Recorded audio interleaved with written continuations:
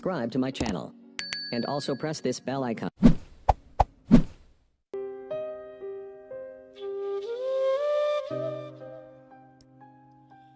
Pada zaman Rasulullah Shallallahu Alaihi Wasallam, hiduplah seorang pemuda yang bernama Zahid, yang berumur 35 tahun, namun belum juga menikah. Dia tinggal di Sufah, teras masjid Madinah. Ketika sedang mengasah pedangnya, tiba-tiba Rasulullah datang dan mengucapkan salam. Zahid kaget dan menjawabnya agak gugup. "Wahai saudaraku Zahid, selama ini engkau sendiri saja." Rasulullah menyapa. "Allah bersamaku ya Rasulullah," kata Zahid sambil tertunduk tak kuasa melihat karismatik wajah beliau. "Maksudku, kenapa engkau selama ini membujang saja? Apakah engkau tidak ingin menikah?" tanya Rasulullah. Zahid menjawab, "Ya Rasulullah, aku ini seorang yang tidak mempunyai pekerjaan dan wajahku tak tampan. Siapa yang mau dengan diriku ya Rasulullah?" "Asal engkau mau, itu urusan yang mudah," kata Rasulullah sambil tersenyum. Kemudian Rasulullah memerintahkan sahabatnya untuk membuat surat yang isinya adalah melamar wanita yang bernama Zulfa binti Sa'id, anak seorang bangsawan Madinah yang terkenal kaya raya dan terkenal sangat cantik jelita. Setelah surat itu selesai ditulis, maka Rasulullah memberikan surat tersebut kepada Zahid dan memerintahkan agar segera mendatangi rumah Sa'id dan menyerahkan surat lamaran tersebut kepadanya.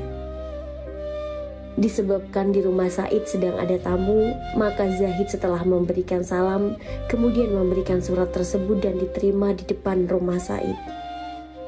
"Wahai saudaraku Sa'id, aku membawa surat dari Rasulullah yang mulia. Diberikan untukmu saudaraku." Sa'id menjawab, "Wah, ini adalah suatu kehormatan buatku." Lalu surat itu dibuka dan dibacanya. Ketika membaca surat tersebut, Sa'id agak terperanjat karena tradisi Arab perkawinan yang selama ini biasanya seseorang bangsawan harus kawin dengan keturunan bangsawan dan yang kaya harus kawin dengan orang kaya. Akhirnya Sa'id bertanya kepada Zahid, "Wahai saudaraku, betulkah surat ini dari Rasulullah?" Zahid menjawab, "Apakah engkau pernah melihat aku berbohong?" Dalam suasana yang seperti itu, Zulfa datang dan berkata, "Wahai ayah, kenapa sedikit tegang terhadap tamu ini? Bukankah lebih baik dipersilakan masuk?" "Wahai anakku, ini adalah seorang pemuda yang sedang melamar engkau, supaya engkau menjadi istrinya," kata ayahnya. Di saat Zulfa melihat Zahid, sambil menangis ia berkata, "Wahai ayah, banyak pemuda yang tampan dan kaya raya. Semuanya menginginkan aku tak mau dengan dia ayah." Zulfa merasa dirinya terhina. Maka Sa'id berkata kepada Zahid, "Wahai saudaraku, engkau tahu sendiri anakku tidak mau. Bukan aku menghalanginya, dan sampaikan kepada Rasulullah bahwa lamaranmu ditolak."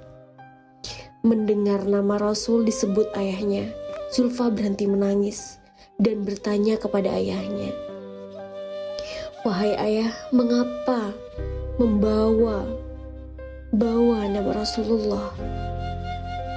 Akhirnya Sa'id berkata, "Lamaran kepada dirimu ini adalah perintah Rasulullah." Zulfa kaget kemudian beristighfar beberapa kali. "Astaghfirullahaladzim, Astagfirullahaladzim, astagfirullahaladzim." Ia menyesal atas kelancangan perbuatannya itu. Seketika ia berkata kepada ayahnya, "Wahai ayah, kenapa tidak sejak tadi ayah berkata bahwa yang melamar ini Rasulullah? Kalau begitu, segera aku nikahkan dengan pemuda ini." Zahid pada hari itu merasa jiwanya melayang-layang ke angkasa, dan baru kali ini merasakan bahagia yang tiada taranya, dan segera melangkah pulang. Sampai di masjid ia bersujud syukur. Rasulullah yang mulia tersenyum melihat gerak-gerik Zahid yang berbeda dari biasanya. "Bagaimana Zahid?" "Alhamdulillah lamarannya diterima ya Rasulullah," jawab Zahid. "Apakah sudah ada persiapan?" Zahid menundukkan kepala sambil berkata, "Ya Rasulullah, aku tidak memiliki apa-apa." Akhirnya Rasulullah menyuruhnya pergi ke beberapa sahabat untuk membantunya mendapatkan uang untuk menikah. Setelah mendapatkan uang yang cukup banyak, Zahid pergi ke pasar untuk membeli perlengkapan perkawinan. Tak lama kemudian setibanya di pasar, bersamaan itu pula ada pengumuman jihad untuk perang melawan orang kafir yang mau menyerang masyarakat muslim Madinah. Zahid mulai bingung untuk menentukan sikap, menikah atau berjuang demi agama Allah. Akhirnya dia mencoba kembali lagi ke masjid. Ketika Zahid sampai di masjid, dia melihat kaum muslimin sudah siap-siap dengan perlengkapan senjata. Zahid bertanya, "Ada apa ini?" Sahabat menjawab, "Wahai Zahid, hari ini orang kafir akan menghancurkan kita. Apakah engkau tidak mengetahui?" Zahid istighfar beberapa kali sambil berkata, "Wah, jika begitu uang untuk menikah ini akan aku belikan baju besi dan kuda yang terbaik. Aku lebih memilih jihad bersama Rasulullah dan menunda pernikahan ini." Para sahabat menasihatinya, "Wahai Zahid, nanti malam kamu berbulan madu, tetapi engkau malah hendak berperang." Zahid menjawab dengan tegas, "Hatiku sudah mantap untuk bersama Al-Mustafa Rasulullah pergi berjihad." Akhirnya Zahid maju ke medan pertempuran. Dengan hebatnya beliau bertempur, banyak dari kaum kafirin tewas di tangannya, dan pada akhirnya beliau mendapatkan syahid. Gugur demi membela agama Allah dan Rasulullah. Peperangan telah usai. Kemenangan direbut oleh Rasul dan pasukannya. Senjata yang penuh dengan keberkahan ketika Rasulullah memeriksa satu persatu yang telah gugur di jalan Allah sebagai syuhada Allah Azza wa Jalla. Nampak dari kejauhan sosok pemuda yang bersimbah darah dengan luka bekas sasatan pedang. Rasulullah menghampiri jasad pemuda itu sambil meletakkan kepalanya di pangkuan manusia agung ini. Habibullah memeluknya sambil menangis terseduh-seduh. "Bukankah engkau ya Zahid yang hendak menikah malam ini, tapi engkau memilih keridhaan Allah berjihad bersamaku?" Tak lama kemudian Rasulullah tersenyum sembari memalingkan muka ke sebelah kiri karena malu. Disebabkan karena ternyata sesosok bidadari cantik dari surga menjemput ruh mulia pemuda ini. Dan tak sengaja gaunnya tersingkap hingga betisnya yang indah terlihat. Ini yang membuat Rasulullah malu.